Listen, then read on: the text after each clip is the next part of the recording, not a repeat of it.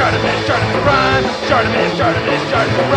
Reading comics, toys are hella sick, hella whacking it, taking bad hits, taking back hits. Subscribe. It's been difficult to take this off. Hey, what's up you guys? ShartimusPrime here, doing another Marvel Legends action figure review set on the Marvel Studios The First 10 Years Ant-Man movies, Ant-Man and Yellowjacket. If you're trying to get your Marvel Legends First 10 Years Studio Series figures, you can do so at Big. Get your big badass toys at BigBadToyStore.com.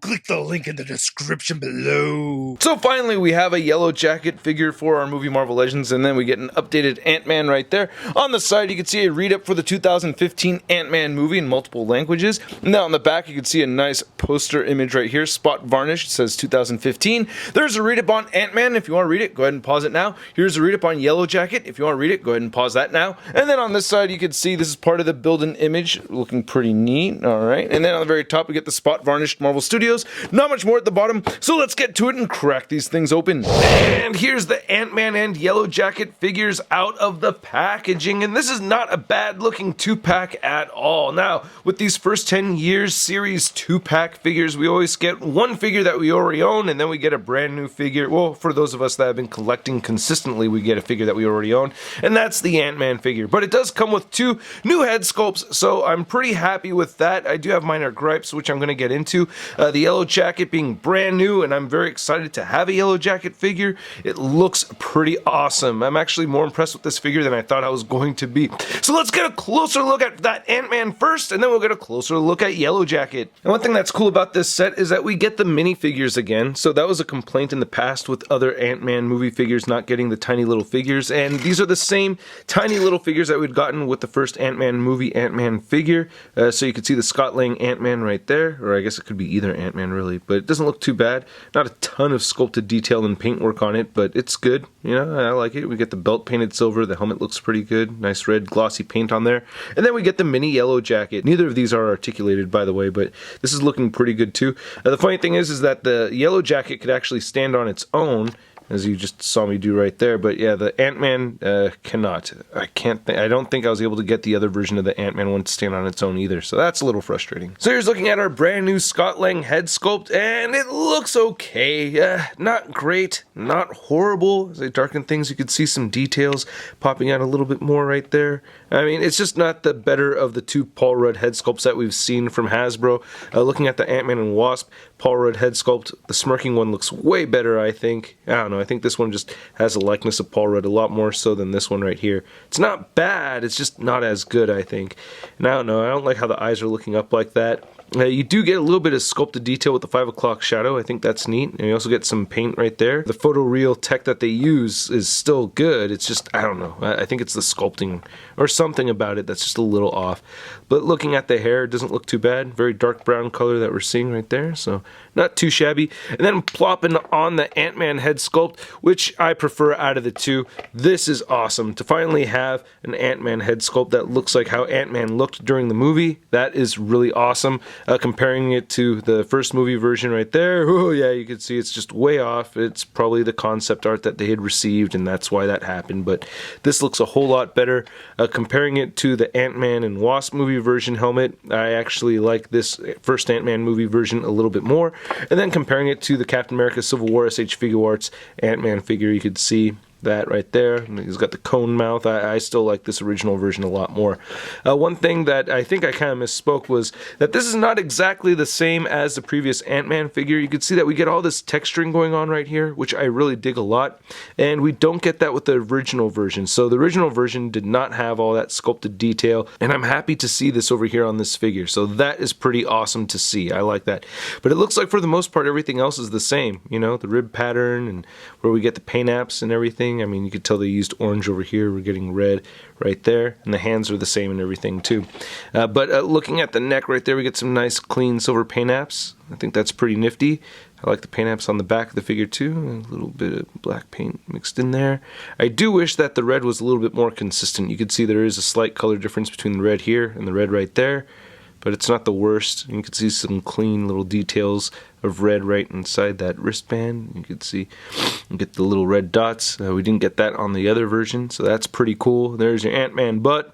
And then we have the Ant-Man legs. Sorry, I'm under the weather, so I'm very sniffly. Sorry, ShartimusPrime over here, but yeah. Looks pretty good, man. I'm happy with this Ant-Man figure. Now to go over the Ant-Man articulation, especially with this new helmet sculpt, you can only move the head up that far, which is actually not too bad, and you can make the head look downward more so. It's these pieces right here in the very back that really do get in the way. I feel like it could look up more than that if it wasn't for that. But anyway, you can make the head look side to side, and you don't really get too much head pivoting right here. Shoulders move outward that far, they move down. You can rotate 360, bicep swivel, double jointed elbows, both wrists turn side to side and hinge up and down. We get an ab crunch forward just that much. I wish I could crunch forward more than that.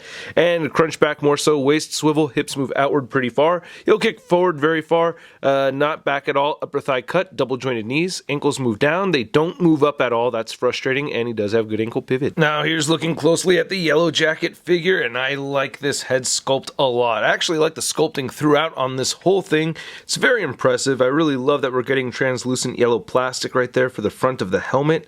That looks awesome. I really love that layering that we're seeing right there. I love the detailed paint that we're seeing in the front of the mask too, or the helmet anyway.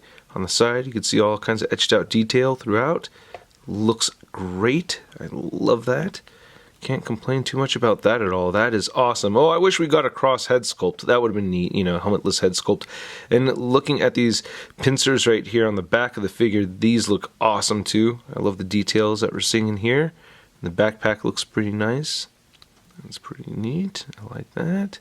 Not too bad. And then we get these antennae. That looks pretty awesome. I'll get into the articulation in just a minute.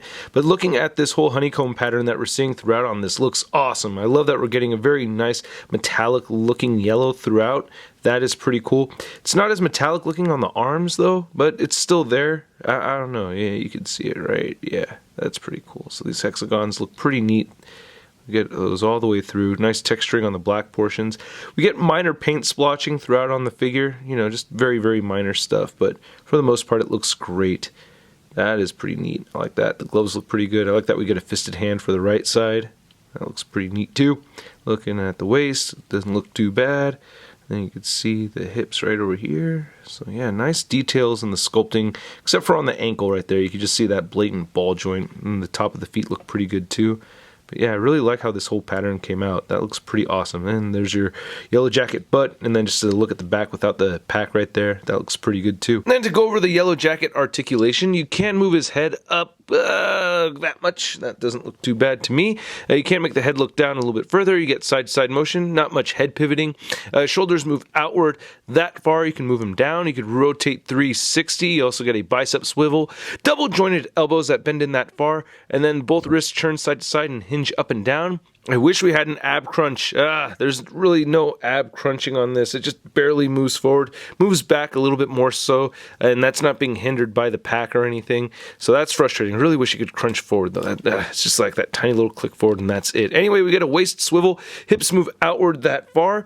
You get a mid thigh cut right there. You also get double jointed knees. You get side to side rotation at the ankle. The ankles also move down. They do move up, and he does have ankle pivot. And then as far as the whole pack goes, antennae can move side to side, and you can move them full 360, and they also have hinges where they can move forward and back too. So that's pretty nifty. And then these right here could turn side to side at the base, and you can hinge them up and down a little bit. And you also get some hinge right over here too. So there's that hinge that bends 90 degrees. We also get rotation right here, and then this hinges as well, and then that's it. Now to measure out these two figures, you can see the Yellowjacket is standing at about 6.5 inches tall to the top of his head, I guess to the top of the antennae. We're looking just a little over 7 inches tall, and then the Ant-Man figure is standing just a little over 6 inches tall. And then here's the MCU Ant-Man and Yellowjacket next to their comic versions. My Yellowjacket figure is actually really high up in the dork room, and it has been customized, so I'm using this picture I found online to compare the Yellowjackets, which is actually a Hank Pym Yellowjacket, not a Cross Yellowjacket, and then the Ant-Mans are both Scott Lang. And then for your MCU 6-inch Ant-Man figure comparison, we have the first Ant-Man movie figure right there, we have the new figure, and then we have our Ant-Man Ant-Man and Wasp Ant-Man figure. Out of the 3 helmets, which one is your favorite? My favorite is this newest one right over here. And then comparing this Ant-Man figure to some Ant-Man figures from Captain America Civil War, we have the SH Figuarts Ant-Man, and then we have the Build-A-Figure Giant Man. And then here's Ant-Man and Yellowjacket next to the other first 10 years Marvel Studios 2-pack figures that I've already reviewed so far. And you can see with all of them, you get a redone figure, new figure, redone figure, new figure, redone figure, brand new figure. And then here's Ant-Man and Yellowjacket next to your average 6-inch scale figure. We have the Marvel Legends Big Time Letdown Spider-Man. So I gotta thank you guys once again for watching my video. I really do appreciate it when you guys hang out with me on this here YouTube channel and watch these videos all the way from the beginning to the end. And I also appreciate it when you hit that like button, leave your comment down below, and hit that subscribe button as well as the notification bell. And a special thanks to all you guys that support me on the Patreon. I have more giveaways coming. I'm sending out a lot of figures to the patrons, and there's more figures to come. So check out the Patreon link in the description below if you're interested. And these figures look really good. I'm very pleased with them. This is actually probably my favorite 2-pack set out of the 3 that I've already reviewed so far, so I'm very pleased with these. I like that they added new sculpting to the Ant-Man. That actually really gives it a huge boost as far as I'm concerned. I'm really pleased with that. And I do like how the Yellowjacket looks. I wasn't expecting to see such a metallic yellow paint on that figure, and I do like the articulation on that figure for the most part. So anyway, I'm pretty pleased with this set, man, and I'm giving the Ant-Man figure a stud rating of I love it! And I'm going to give the Yellowjacket a stud rating of I love it! And again, I'm curious to know what you think, so please let me know in the comments section below. If you want to stay in touch with the latest in Marvel news and photo galleries, you can find it all over at marvelousnews.com as well as the Marvelous News forums. And if you want to stay in touch with me via social media, you can follow me on the Instagram, Twitter, and Twitch. Links to everything I talked about in the description below. I'll catch you guys later. Peace!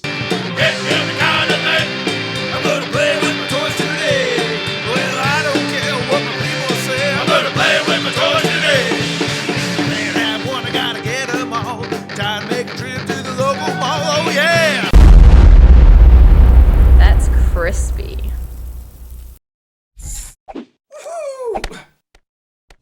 Hey, new ShartimusPrime videos. Hey, you should click one. Yeah, click on one of them. Or subscribe if you haven't.